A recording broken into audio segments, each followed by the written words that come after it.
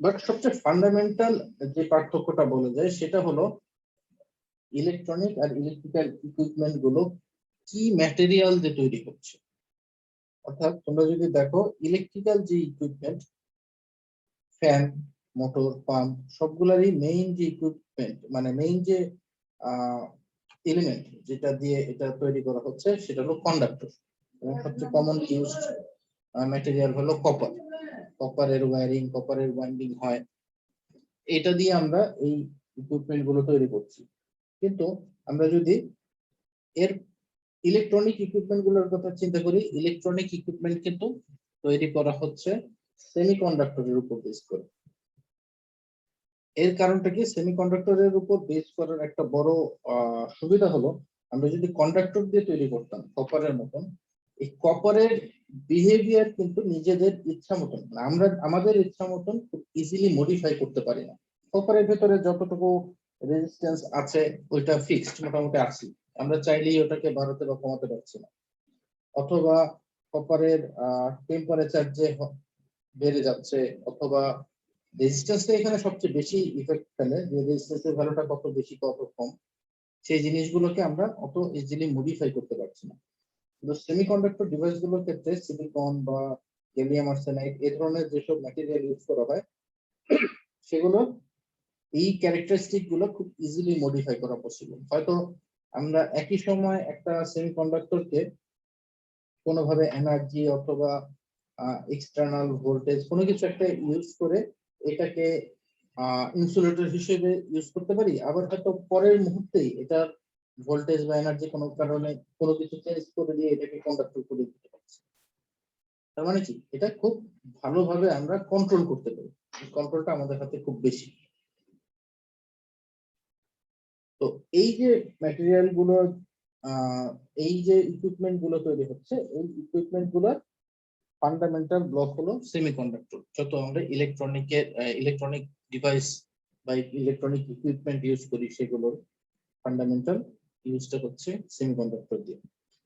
এই কারণে আমাদের এই কোর্স যখন পড়বো, কোর্সের একদম ফার্স্ট আলোচনাটাই আসবে বেসিক ফিজিক্স অফ সেমিকন্ডাক্টর, অর্থাৎ সেমিকন্ডাক্টর ম্যাটেরিয়াল গুলোর একদম বেসিক ফিজিক্সটা কি, এটা আসলে কিভাবে কাজ করে। এই চ্যাপ্টারের ভিতরে আমরা বেসিক্যালি চারটা জিনিস দেখবো: charge carriers in solids, covalent bonds, holes. এটা হলো আজকের জন্য আমি বলছি, মানে আজকে আমরা এই চারটা টপিক দেখবো। এরপরে আরো পরবর্তী টপিক গুলো আসবে। আজকে আমরা চারটা টপিকের উপর আলোচনা করবো: charge carriers in solids, covalent bonds, holes আর ব্যান্ড গ্যাপ এনার্জি। তো প্রথমে আসি আসলে সেমিকন্ডাক্টর ম্যাটেরিয়াল কি জিনিস, বা কোনটাকে সেমিকন্ডাক্টর ম্যাটেরিয়াল বলা হয়, কেন বলা হয়, সেটা হলো আমাদের ফার্স্ট আলোচনার বিষয়। আমরা যদি একটু দেখি যে পিরিয়ডিক টেবিলের কথা চিন্তা করি, পিরিয়ডিক টেবিলের 3 নম্বর আর 5 নম্বর কলাম আছে, এখানে দেখানো হচ্ছে 3, 4, 5 পাঁচটা কলাম। আমরা যদি এই ম্যাটেরিয়াল গুলোরই একটু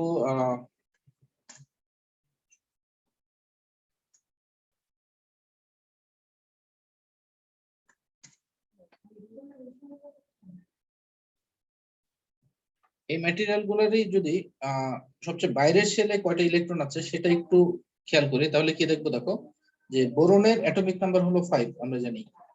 কার্বনের 6, এটা হলো একদম কেমিস্ট্রি পিরিয়ডিক টেবিলে তোমরাও দেখে এসেছো। অ্যালুমিনিয়ামের হলো 13, সিলিকনের 14, ফসফরাসের 15, আর্সেনিকে হলো 33, জার্মেনিয়ামের হলো 32 আর 32 আর গ্যালিয়ামের হলো 31। তো আমরা যদি একদম বেসিক বোরন থেকে চিন্তা করি যে বোরনের স্ট্রাকচারটা কিরকম, বোরনের সবচেয়ে ভেতরের যে নিউক্লিয়াস আছে, নিউক্লিয়াসে 5টা প্রোটন এবং 5টা নিউট্রন আছে। এর বাইরে প্রথম শেলে আছে দুইটা ইলেকট্রন। তারপরে শেলে কয়টা থাকবে টোটাল, যেহেতু 5টা, এই সেকেন্ড শেলে থাকতে পারে হাইয়েস্ট 8টা পর্যন্ত, কিন্তু এর আছেই 3টা, তার মানে এই 3টা এখানে থাকবে। এই যে তিনটা ইলেকট্রন আছে, এই তিনটা ইলেকট্রনকে আসলে বলা হয় এই বোরনের ভ্যালেন্স ইলেকট্রন। দেখো এখানে কথাটা বলা আছে, the atom's chemical activity is determined by the electrons in the outermost shell called valence electrons and how complete this shell is। তার মানে সবচেয়ে বাইরের শেলে কয়টা ইলেকট্রন আছে সেটার উপর ডিপেন্ড করে ঠিক হবে এটা। সর্বশেষ স্তরে যে কটা ইলেকট্রন থাকে ওইটাই আছে ভ্যালেন্স ইলেকট্রন। হ্যাঁ, সবচেয়ে শেষ স্তরে বা সবচেয়ে বাইরের শেলে কয়টা ইলেকট্রন আছে সেটাকে আমরা বলবো ভ্যালেন্স ইলেকট্রন। তাহলে এটা হলো বোরনের জন্য। আমরা যদি কার্বনের জন্য চিন্তা করি, কার্বনের জন্য হবে এখানে 4টা, ভেতরে 2টা, বাইরে 4টা, টোটাল 6টা। আমরা যদি একটু সিলিকনের জন্য চিন্তা করি, সিলিকনটাই আমরা সবচেয়ে বেশি ইউজ করি সেমিকন্ডাক্টর হিসেবে, তাহলে কি হবে দেখো, ভেতরের সেলে তো 2টা আছে, তারপরে এই সেলে থাকবে 8টা, এই সেলে হাইয়েস্ট থাকতে পারে 8টা, তারপরে একদম বাইরের সেলে থাকবে 4টা। এখন এই অবস্থাতে যেটা হয় যে এই সবচেয়ে বাইরের সেলে যে ম্যাটেরিয়াল গুলার 4টা ইলেকট্রন আছে সেই ম্যাটেরিয়াল গুলাকে আমরা বলি সেমিকন্ডাক্টর ম্যাটেরিয়াল। তার মানে এই কলামের যে ম্যাটেরিয়াল গুলো আছে 4 নম্বর কলামে, এগুলোকে আমরা বলবো সেমিকন্ডাক্টর ম্যাটেরিয়াল। তবে কার্বনকে আমরা বেসিক সেমিকন্ডাক্টর ম্যাটেরিয়ালের ভিতরে ধরি না। এর একটা কারণ হলো নিউক্লিয়াসটা যদি এখানে থাকে, আমি যদি ওইখানে আঁকার সুবিধার জন্য এগুলোকে ইউনিফর্ম ডিসটেন্সে মোটামুটি দেখাচ্ছি, প্র্যাকটিক্যালি যেটা হয় নিউক্লিয়াসটা ধরলাম এখানে আছে, প্রথম শেলটা হয় এরকম একটা ডিসটেন্সে, সেকেন্ড শেলটাও হয় মোটামুটি কাছাকাছি এরকম একটা ডিসটেন্সে, 3 নাম্বার শেলটা তুলনামূলক অনেক দূরে থাকে এরকম একটা ডিসটেন্সে 3 নাম্বার শেল, 4 নাম্বার শেলটা এরকম অনেকটা দূরে এরকম একটা ডিসটেন্সে থাকে। এই কারণে যেটা হয়, কার্বনের তো 6টা ইলেকট্রনই প্রথম 2 শেলের ভিতরে আছে, 3 আর 4 নাম্বার শেলে কোনো ইলেকট্রন যায় নাই। এই প্রথম 2 শেলের যেহেতু কাছাকাছি আছে, নিউক্লিয়াস এই 2টা শেলের ইলেকট্রন গুলোর উপর খুব ভালোভাবে কন্ট্রোল রাখে, এটাকে সহজে সে কোথাও ইলেকট্রন ফ্লো করানোর কাজে ফ্রি করতে চায় না।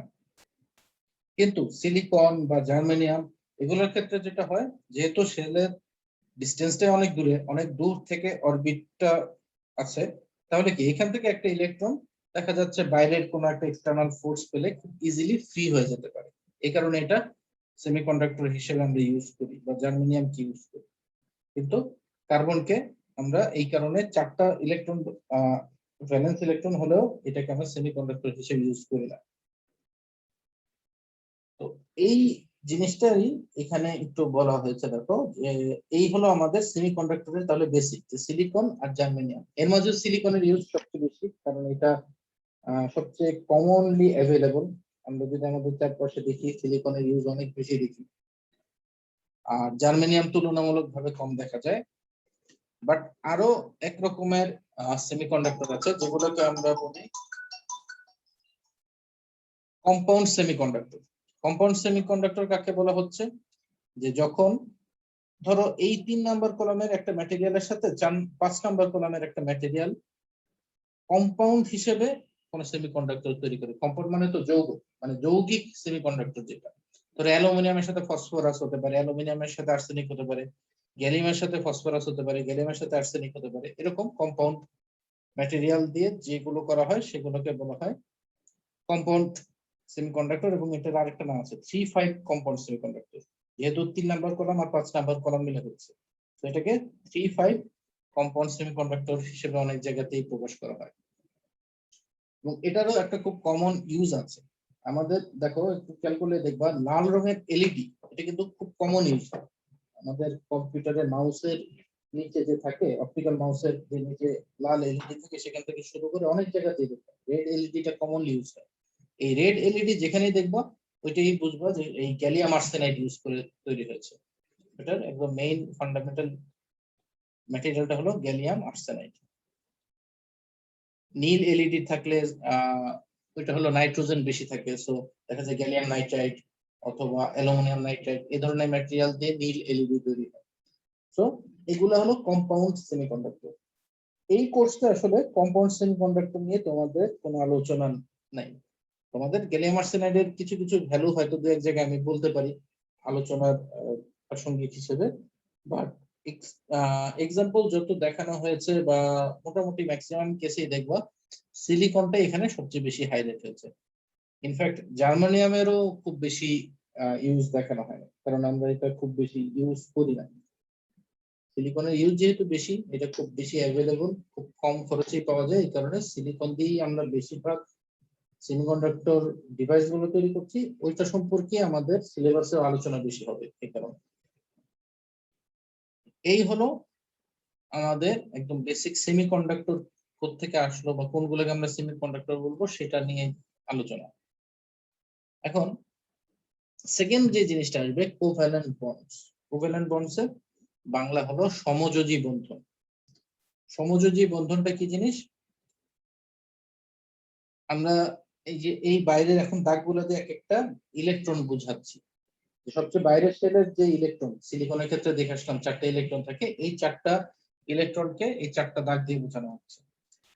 তো আমরা জানি যে নরমালি আয়নিক বন্ডের ক্ষেত্রে যেটা হয় যে সবচেয়ে বাইরের শেলে যদি একটা বা দুইটা ইলেকট্রন থাকে, সে ইজিলি এই একটা বা দুইটা ইলেকট্রনকে ছেড়ে দিতে পারে, ডোনেট করে দিতে পারে। ঠিক একইভাবে সবচেয়ে বাইরের শেলের যদি 5টা বা 6টা বা 7টা ইলেকট্রন থাকে, তাহলে সে একটা দুইটা ইলেকট্রন বা 3টা ইলেকট্রন খুব ইজিলি নিতে পারে, অন্য কারোর কাছ থেকে একসেপ্ট করতে পারে।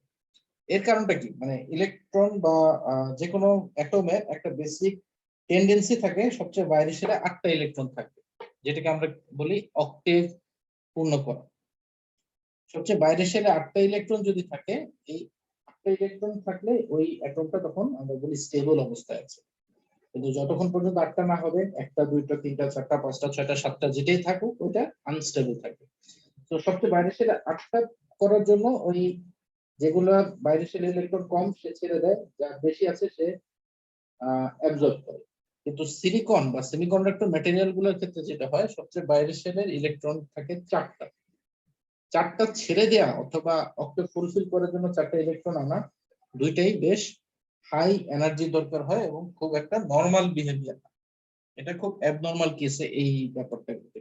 এই কারণে দেখা যায় সিলিকন বা সেমিকন্ডাক্টর ম্যাটেরিয়াল গুলো ইলেকট্রন ছেড়ে না দিয়ে বা অ্যাবজর্ব না করে অন্য ম্যাটেরিয়াল গুলোর সাথে, মানে অন্য অ্যাটম গুলোর সাথে শেয়ার করে ইলেকট্রন। অর্থাৎ ধরলাম এখানে একটা সিলিকন আছে, সে এটা এটা এটা এটা চারপাশের 4টা ইলেকট্রনের সাথে সিলিকনের অ্যাটমের সাথে ইলেকট্রন শেয়ার করলো। ঠিক একইভাবে এই সিলিকনটা তার চারপাশের 4টার সাথে শেয়ার করলো। এইভাবে শেয়ার করলে কি হচ্ছে, সবগুলারই অক্টেভটা ফুলফিল হয়ে যাচ্ছে, অক্টেভ পূর্ণ হয়ে যাচ্ছে।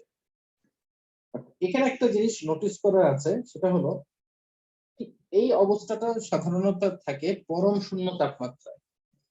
পরম শূন্য মানে সাব জিরো টেম্পারেচার, যেটা আমরা বলি 0 কেলভিন টেম্পারেচার। 0 কেলভিন টেম্পারেচারে কি হয়, যে সবগুলো ইলেকট্রন কোনো না কোনো একটা বন্ডের ভিতরে একদম আটকে আছে। তো এই কেসে যেটা হবে, আমরা যদি এই সেমিকন্ডাক্টর ম্যাটেরিয়ালটার কোন একটা ইলেকট্রিক ফিল্ড অ্যাপ্লাই করি, এই ম্যাটেরিয়ালে একটা ইলেকট্রিক ফিল্ড দিলাম, তাহলে ইন জেনারেল কেস তো এর মধ্যে যে ইলেকট্রন গুলো আছে বা হোল গুলো আছে সেগুলোর একটা মুভমেন্ট থাকার কথা ছিল। বাট যেহেতু সবগুলো ইলেকট্রন বন্ডের মধ্যে আটকে আছে, এই কারণে ইলেকট্রন বা হোলের কোনো মুভমেন্ট হয় না, আলটিমেটলি কোনো কারেন্টের ফ্লো হয় না। তো বুঝাই যাচ্ছে এরকম অবস্থায় যদি আমরা কারেন্ট ফ্লো নাই করাতে পারি বা চার্জের ফ্লো না হয়, তাহলে তাহলে কিন্তু ওইটা একেবারেই আমাদের কোনো কাজে আসবে না। সো আমরা এখন যে কাজটা করবো, যে আসলে কারেন্টের ফ্লো কখন হয়। দেখো আমি শুরুতে বললাম কখন হচ্ছে না, 0 কেলভিন টেম্পারেচার। এটা কিন্তু খুবই একটা অ্যাবনর্মাল টেম্পারেচার। আমরা আসলে প্র্যাকটিক্যালি 0 কেলভিন টেম্পারেচার কোথাও দেই না বা কোথাও সহজে পাই না। নরমালি কিছু না কিছু টেম্পারেচার থাকে। এটা তাহলে কি হবে, যখন এই টেম্পারেচার 0 চেয়ে উপরে হবে, মানে আমরা একদম আইডিয়াল কেস থেকে এই চিন্তাটা শুরু করলাম, 0 কেলভিনে আছে, এটা আইডিয়াল কেস। তাহলে টেম্পারেচার যখন ইনক্রিজ হতে থাকবে, তখন ঘটনাটা কি ঘটে, টেম্পারেচারটা এক ধরনের এনার্জি। এই এনার্জিটা যখন এই ইলেকট্রন গুলার উপর পড়বে, এই ইলেকট্রন গুলা একই জায়গায়, মানে নিজের বন্ডের ভিতর থেকে, সাপোজ এই ইলেকট্রনের উপর এনার্জি আসলো, সে নিজের বন্ডের মধ্যে থেকে ভাইব্রেট করতে থাকবে, কন্টিনিউয়াসলি কাঁপতে থাকবে। ভাইব্রেট করতে করতে একটা পর্যায়ে গিয়ে দেখা যাবে এনার্জির ভ্যালুটা যদি বেশ হাই হয়ে যায়, তাহলে সে আর ভাইব্রেট না করে ওই বন্ড ভেঙে বের হয়ে যাবে। সম্ভবত পরের স্লাইডে এরকম একটা ফিগার দেওয়া আছে, এই যে এখানে দেখানো আছে যে শুরুতে ভাইব্রেট করছিল, ভাইব্রেট করতে করতে এক পর্যায়ে এসে ইলেকট্রনটা বন্ড ছেড়ে বের হয়ে গেল। তাহলে এখন কি হবে? আগের মতোই যদি এখানে একটা ইলেকট্রিক ফিল্ড আমরা অ্যাপ্লাই করি, আগে যেহেতু কোনো ইলেকট্রন ফ্রি ছিল না, কোনো কারেন্টের ফ্লো বা চার্জের ফ্লো হচ্ছিল না, এখন যেহেতু একটা ইলেকট্রন ফ্রি আছে এখানে, একটা বা আরো তো থাকতে পারে এরকম কেসে, তাহলে কি এই ইলেকট্রিক ফিল্ডের কারণে এই ইলেকট্রনটা তার অপোজিট ডিরেকশনে ফ্লো করবে। সো ইলেকট্রন ফ্লো করা মানে আলটিমেটলি চার্জ ফ্লো করা, আর চার্জ ফ্লো করা মানেই এখানে কারেন্ট একটা জেনারেট হচ্ছে, যেটা আমাদের মেইন উদ্দেশ্য, যে সেমিকন্ডাক্টরের মধ্যে দিয়ে যেন কারেন্ট ফ্লো করে। এখন এইখানে দেখো একটু বলা হয়েছে at higher temperature electrons gain thermal energy, occasionally breaking away from the bonds and acting as free charge carriers until they fall into another incomplete bond. তার মানে অন্য কোন একটা ইনকমপ্লিট বন্ডে গিয়ে সে বসতে পারে, এটা সুযোগ আছে। এখন এই যে ইলেকট্রনটা এখান থেকে ভেঙে বের হয়ে গেল, তার মানে কি এই বন্ডটার দিকে খেয়াল করে দেখো, এই বন্ডে তো আসলে দুইটা ইলেকট্রন থাকার কথা ছিল, এখন আছে একটা। একটা ইলেকট্রন থাকলে কি হবে? এখানে একটা ভয়েড তৈরি হচ্ছে, শূন্য স্থান। এই ভয়েডটাকে আসলে বলা হয় হোল। তার মানে এখানে একটা ইলেকট্রন আছে, আর একটা ইলেকট্রন থাকতে পারতো কিন্তু সে এখন নাই, তার মানে এই জিনিসটাকে আমরা বলছি হোল। হোলের কনসেপ্টটা এইভাবে আসে, দেখো এখানেই বলছি যে when freed from a covalent bond an electron leaves a void behind because the bond is now incomplete, called a hole. Such a void can readily absorb a free electron if one becomes available. তার মানে এটা কি, যে এখানে একটা void তৈরি হচ্ছে, suppose এখানে দেখানো হচ্ছে যে শুরুতে এখানে একটা হোল আছে, এবার এখান থেকে একটা ইলেকট্রন কিন্তু ফ্রি হলে এই হোলে এসে বসতে পারে, তখন কি হোলটা হয়ে যাবে এখানে, এই সেকেন্ড ফিগারে যেটা আছে, এই হোলটা ফিল আপ হয়ে গেছে কিন্তু এখানে একটা নতুন হোল তৈরি হচ্ছে। এরপরে কি হলো, এখান থেকে একটা ইলেকট্রন আবার এখানে এসে বসতে পারে, তখন কি হোলটা হয়ে গেল এখানে, ইলেকট্রন এখানে বসে গেল। আলটিমেটলি যেটা হচ্ছে, আমরা দেখবো অনেক সময় বলি ইলেকট্রন মুভ করছে, হোল মুভ করছে, প্র্যাকটিক্যালি যেটা হোল মুভ করার কোনো কিছু নাই, হোল কখনো মুভ করে না, ইলেকট্রনই মুভ করে। ইলেকট্রন মুভ করলে হোলের পজিশনটা চেঞ্জ হচ্ছে, যে এখানে একটা হোল ছিল, পরে এখানে একটা হোল আসলো, তারপরে এখানে একটা হোল আসলো। তার মানে আমরা যদি বাইরে থেকে দেখি আমাদের কিন্তু মনে হবে হোলের ডিরেকশনটা এখানে ছিল, তারপরে এখানে, তারপরে এখানে, তার মানে হোলের ডিরেকশনটা এই দিকে আছে। আর প্র্যাকটিক্যালি হোল নিজে মুভ করছে না, ইলেকট্রন মুভ করে হোলের পজিশন চেঞ্জ করে দিচ্ছে। এটাই হলো আমাদের হোলের একদম বেসিক কনসেপ্ট। বাট আমরা এরপরেও ইনফ্যাক্ট এই চ্যাপ্টারেও আমরা পরে যখন আলোচনা করব হোল মুভ করছে বা এইদিকে হোল যাচ্ছে এরকম আমরা সবসময় বলি, তখন বুঝে নিবে আসলে এই জিনিসটাই বলা হচ্ছে যে ইলেকট্রন মুভ করবে, তার এগেইনস্টে হোল গুলা তার পজিশন চেঞ্জ করবে। বুঝা গেছে? এবার দেখো একটু আগের প্রসঙ্গটা আরেকবার আসি। এখানেই বলছিলাম যে শুরুতে কোনো ইলেকট্রন ফ্রি ছিল না, একটা এনার্জি পাওয়ার পর এই ইলেকট্রন গুলো ফ্রি হওয়া শুরু করলো। তো এই যে এনার্জির পরে ইলেকট্রন যে ফ্রি হলো, এখানে একটা প্রসঙ্গ চলে আসে, সেটা হলো কি পরিমাণ এনার্জি দিলে কয়টা ইলেকট্রন ফ্রি হবে। এখান থেকে একটা নতুন টার্ম আসে, সেটা হলো band gap energy. Band gap এনার্জিটা কি? এই সংজ্ঞাতেই বলা হচ্ছে যে the minimum energy required to dislodge an electron from a covalent bond is called the band gap energy and denoted by Eg. তার মানে একটা ইলেকট্রন ফ্রি করার জন্য মিনিমাম যে পরিমাণ এনার্জি দরকার হবে সেটাকে বলা হয় ব্যান্ড গ্যাপ এনার্জি। এবং তার মানে কি, যে ব্যান্ড গ্যাপ এনার্জি যা হবে তার ডবল এনার্জি যদি দেয়া হয় দুইটা ইলেকট্রন ফ্রি হবে, যদি 3 গুণ এনার্জি দেয়া হয় 3টা ইলেকট্রন ফ্রি হবে। সো এরকম একটা ইলেকট্রন ফ্রি হওয়ার জন্য যে এনার্জিটা দরকার হচ্ছে সেটাই বলছি ব্যান্ড গ্যাপ এনার্জি। এই ব্যান্ড গ্যাপ এনার্জি কনসেপ্টটা কিন্তু আমাদের এই ইলেকট্রনিক ডিভাইসেস বা পরবর্তী যত ইলেকট্রনিক্স এর কোর্স আছে সব জায়গাতেই খুব ইম্পর্টেন্ট। ইনফ্যাক্ট শুধু ব্যান্ড গ্যাপ এনার্জির ভ্যালু চেঞ্জ কিভাবে করা যায় তার উপর ডিপেন্ড করে এই ব্যান্ড গ্যাপ ইঞ্জিনিয়ারিং বলেও একটা আলাদা সাবজেক্ট আছে অনেক জায়গাতে। শুধুমাত্র ব্যান্ড গ্যাপ এনার্জির ভ্যালুটা কিভাবে আমরা বাড়াতে কমাতে পারি, মানে সাবজেক্ট বলতে একটা টপিক আছে, এটা নিয়ে অনেক রিসার্চ হয় ব্যান্ড গ্যাপ ইঞ্জিনিয়ারিং। এবং ব্যান্ড গ্যাপ ইঞ্জিনিয়ারিং এর টপিকটা তোমাদেরও যে কম্পাউন্ড সেমিকন্ডাক্টরের কোর্সে খুব হালকা ভাবে দেখানো হয় যে কিভাবে এটা করা যায়, যে আমাদের রিকোয়ারমেন্ট এত ব্যান্ড গ্যাপ, তো আমরা কিভাবে এটা তৈরি করতে পারি। যাই হোক, ওটা তোমাদের এই কোর্সের পার্ট না, সো এটা নিয়ে আমি এখন আর ডিটেইলে যাচ্ছি না। এখন যেটা বলা হচ্ছে এই ব্যান্ড গ্যাপ এনার্জিকে প্রকাশ করা হয় ইজি দিয়ে, ক্যাপিটাল ই স্মল জি, এটা হলো ব্যান্ড গ্যাপ এনার্জির সিম্বল। এটা কি বলা হচ্ছে, is this is denoted by Eg, this minimum is a fundamental property of material. তার মানে প্রত্যেকটা ম্যাটেরিয়ালের জন্য ইজির ভ্যালুটা একটা ফান্ডামেন্টাল প্রপার্টি, যে কোনো ম্যাটেরিয়ালের নাম বললেই সেটার জন্য একটা ফিক্সড ব্যান্ড গ্যাপ এনার্জি থাকবে। যেমন আমরা এখানে এক্সাম্পলে দেখছি সিলিকনের জন্য ব্যান্ড গ্যাপ এনার্জি ভ্যালু হলো 1.12 ইলেকট্রন ভোল্ট। দেখো ব্যান্ড গ্যাপ এনার্জি যেটা, এটা তো একটা এনার্জি, এনার্জির আমরা ইউজুয়াল ইউনিট কি জানি, জুল। আমরা সাধারণত এনার্জি যখন পরিমাপ করি জুল দিয়ে পরিমাপ করি।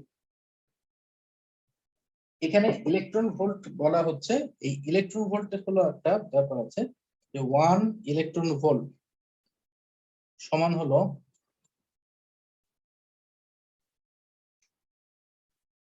1.6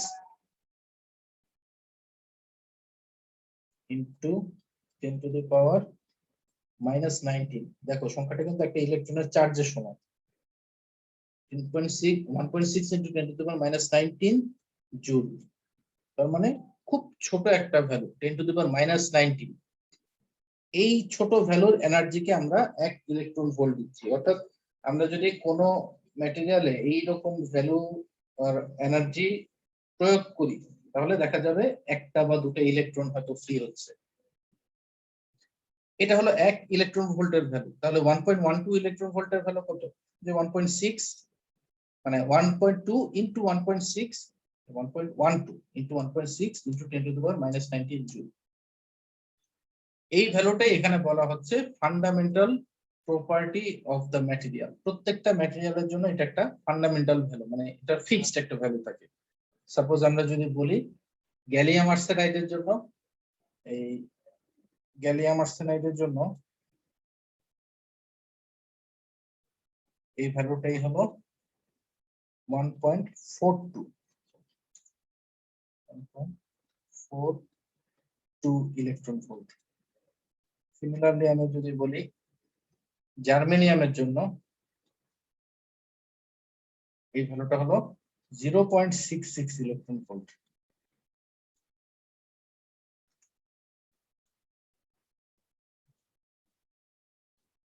দেখো এই যে 1.42 বা 1.12 অথবা 0.66, এই ভ্যালু গুলা দিয়ে আমরা আসলে কি বুঝতে পারছি এটা একটু খেয়াল করি।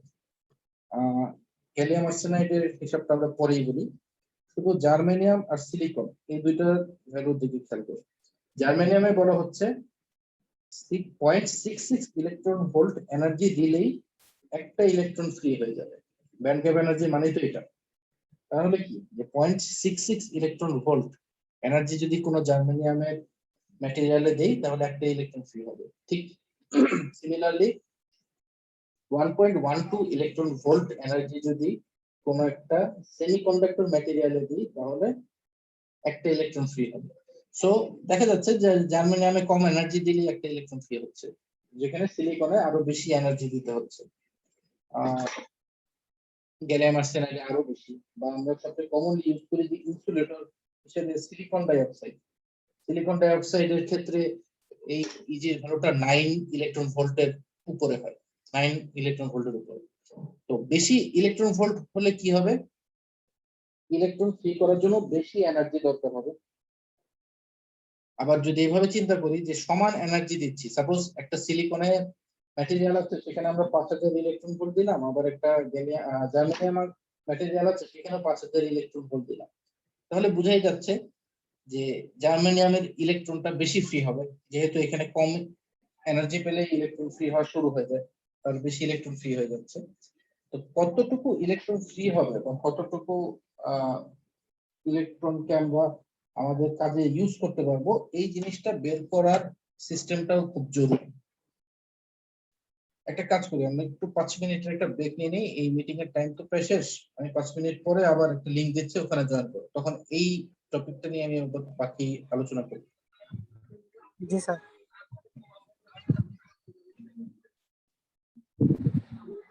এখন তো 8:53 বাজে, আমি 9টার সময় লিংকটা দিচ্ছি।